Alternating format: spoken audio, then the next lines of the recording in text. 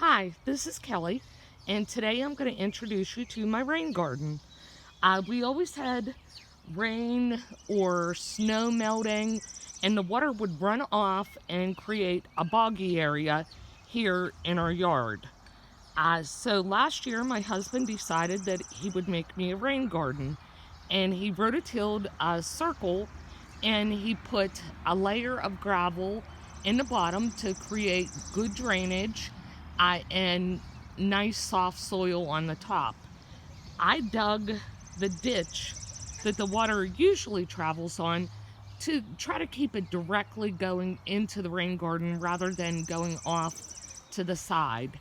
Um, it's not very deep, the ditch, but it should be enough to contain most of the water.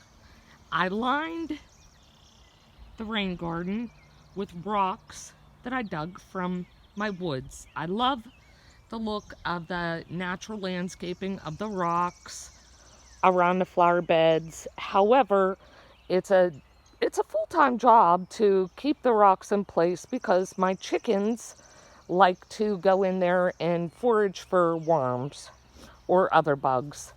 But I don't mind. They always leave a little bit of fertilizer wherever they go.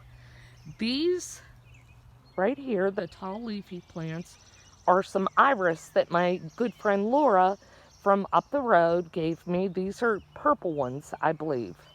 Now, in here, I believe are the beginnings of some coneflowers. I'm going to try not to fall in the ditch. Over here, this is a very special gift, again, from my friend Laura. These are also irises that are white, and they came from her grandmother's garden. I have more irises in the middle. You can see they're a little bit taller. Those are yellow ones that I had here already growing that I transplanted, and they do very well in this rain garden. As you can see, I've left the leaf litter in here because, first of all, it acts as a natural mulch, and it'll break down and enhance the soil. As we go a little further around, I see another, I believe it's black-eyed Susans coming up. It's still early in the season, so not everything is up yet.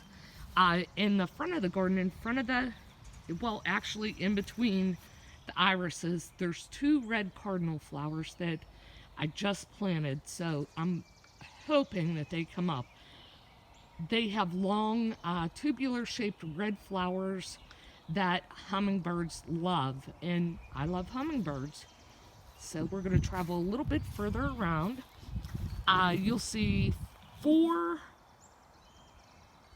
large leafy patches, and these are called green-headed coneflowers. They grow 5 or 6 feet tall, and they get a lot of yellow flowers, and they have a greenish colored head on them, and goldfinches love their seeds.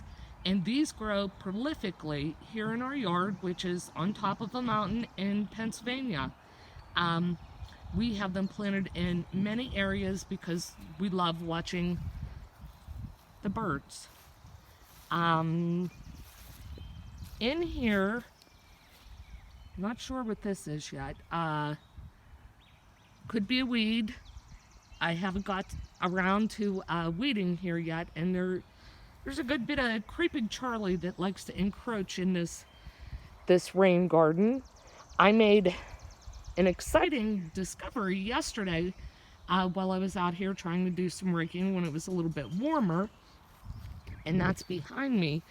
Up in the woods, we had transplanted a small elderberry tree. And yesterday I noticed a second one growing. Now we put little cages around them to keep our buddies, the rabbits, from eating them. Along this black backside, I plan on planting a few of the pussy willows that I have rooting right now. As we go around the rain garden a little bit further, there's something else that could be a weed. I just haven't pulled it yet because I haven't figured out what it is yet. Oh, there's some creeping Charlie. I like to let it grow where I can because of the little flowers, and I know that the bees like to visit them. So I try to leave them where I can, but I try to pull them out of my flower beds. Here are some wild violets that haven't bloomed yet. And I believe that is about the end of our rain garden tour. Rain gardens are a really good addition to any boggy or swampy wet area that you may have in your yard. And once in bloom, it'll turn an eyesore into something beautiful. Around the ditch, I have plans to get some creeping myrtle started today. They get like a periwinkle colored star-shaped flower, and they're a nice low growing ground cover. And they're also good for erosion, so hopefully they'll keep the soil in place whenever water does run down through here. And that is all for now. Thank you for watching, and if you enjoyed this video, please like and subscribe. Have a good day.